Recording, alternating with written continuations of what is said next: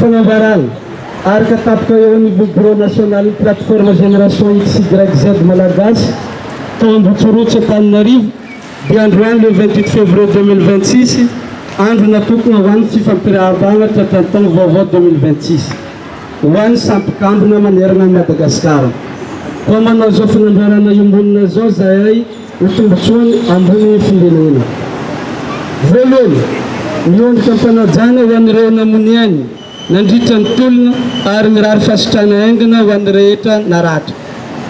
Faharoe, maneho fiaraha-miory amin'ny avantsika namony ainy sy ny rava fanagnana vokotra ny rivo-doza. Dia zany ny farany teo. Sangany manokana ny any Toamasina 1 sy Toamasina 2. Fahatelo, miaraba manokana ho an'ny andramatoa filoha kolonel Mikaely mivady sy ireo mpiara-miasa aminy rehetra tsy ankanavaka natratra zao taona vaovao 2026 zao.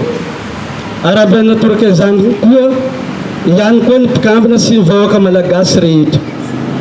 Fahaefatra, mitodika aminao zay andramatoa filoha ajena kolonel Mikaely. Tsapanay ny finiavanao anarina any Madagasikara. Mampirisika anao zay mba tsy hiverin-dalina amin'ny azaka fanavaozana eto amin'ny firenena.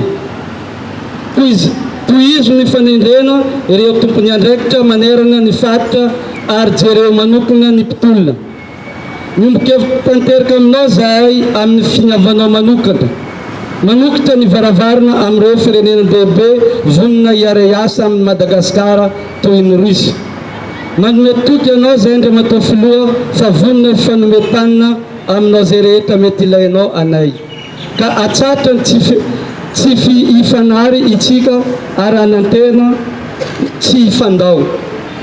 Manantena koa izay fa raha misy hitadiavanao fionana aminao dia andraisy ihaino anay zanakao ianao. Masina ny tanindrazana misaotra tompokolahy mankasitraka tompoko-vavy. Filoha ajena kolonel Mikaely.